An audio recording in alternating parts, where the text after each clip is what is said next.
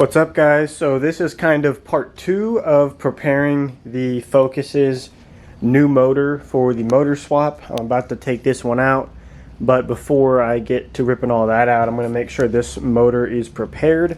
I've got the valve cover painted. That was in the last video, and right now we are going to clean the valves. The best way to do this would be with a walnut blaster, but I don't really want to go to that trouble, so I'm going to be manually doing it. Let's see if you can see down in there. It's going to be kind of hard to get the camera in there, but you can kind of see there. It's not focused, but you can kind of just see the reflection of how caked up those valves are. They are super dirty. So I've inspected all the valves. These 3 are closed. The cylinder 2 valves were open, so I taped that one off. And what we're going to do to clean these valves manually is I'm going to spray some carb cleaner in there, let it soak, and then we're going to try a few different methods to clean them off with scraping with the screwdriver. I've got some bottle and tube brushes here I got from Harbor Freight, just an assortment of nylon ones, and then there's a zip tie trick you can do to clean them out. So that's what we're going to be trying. I just picked up this carb cleaner at Harbor Freight, so I know this works, so we're going to try it out. If I can get that little straw out and then put it in there, you'll just spray it directly down into the valve. I can't do this one-handed, screw that. And then let it soak for 10 to 15 minutes, and then you can start scrubbing. And I'm just going to blow it out with that air compressor and then keep repeating until we can get it looking cleaner. So this seems to be working pretty well. I can't really show you in there because it's really hard to get the light and the camera in there, but I let that stuff soak in there for about 30 minutes, and then I've been using this nylon brush to scrub in there, and then I've put it in there and spun it around a little bit, and I can see the valve stems above all of the fluid that's sitting in there, and they came clean. So this seems to be working pretty dang well. So now I'm going to try out this other hack I found online. You cut the end off of some zip ties and put them in a drill. So that's what I did there. I put some tape on it to kind of hold them together, and you just stick it down in the hole.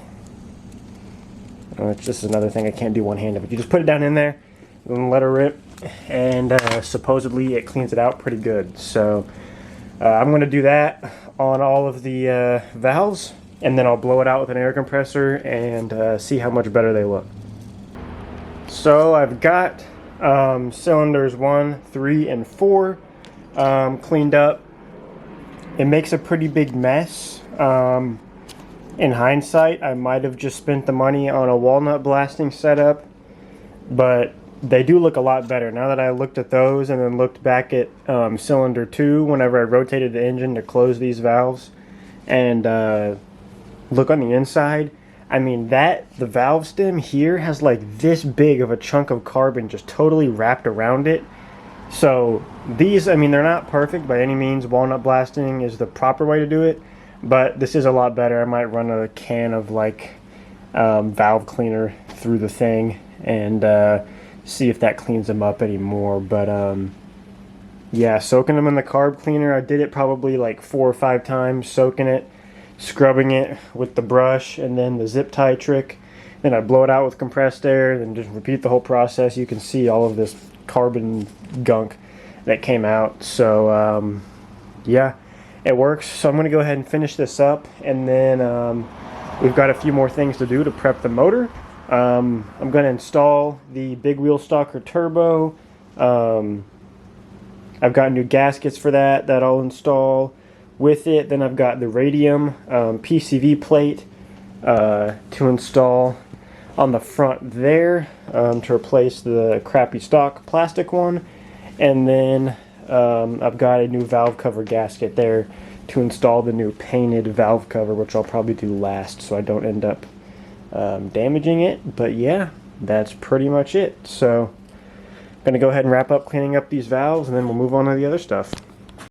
So I got all the valves cleaned, best they're gonna get. So I got that taped off, and I've cleaned the surface and prepped it for the valve cover to be installed. So I'm going to take some RTV and put it in all the half moons there, and then also right there along those little seams, and then torque it down. It's supposed to be torqued down to 89 inch-pounds. I don't have a torque wrench that goes that low, so I don't really know what I'm going to do, but yeah. I'll probably just snug them up, and there's a diagram that shows the order you're supposed to go in. It's like 1, 2, 3, 4, like goes across. So I'm going to do that and make sure we get a good seal, and then we will install the PCV plate there. And then I also got the spark plugs out, so don't forget those, to make sure and get the spark plugs in, the 6510 NGK one, since this car is tuned, and make sure those are gapped to 26 thou, I believe is what it is. So go ahead and get that valve cover on, and then we'll move on. So the valve cover is on. I'm waiting for the RTV to set up before fully tightening and torquing it down. So we're going to go ahead and do the radium PCV plate. So here it is right here.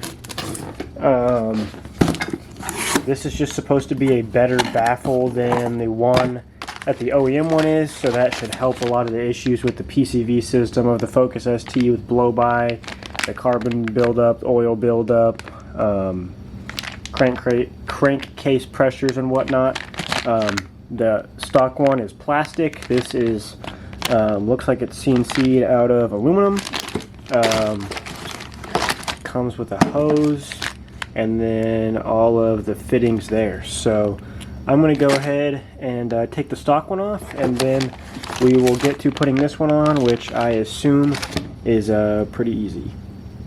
So installing the radium PCV plate, you just screw in the green baffles there with the included screws and some thread locker, and then that's the orientation for that fitting there and the block off plate.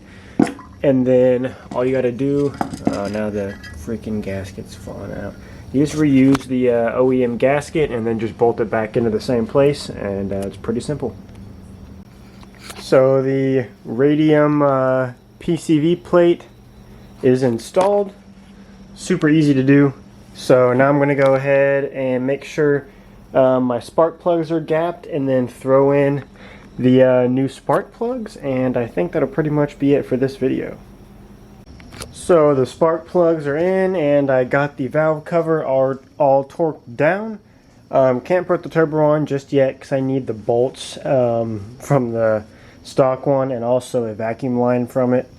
But yep, motor's all prepped and ready to go. So next video we'll be yanking the engine out. So thanks for watching. Please leave a like and subscribe, and follow me on Instagram at Nickjoenap, and I'll see you in the next one.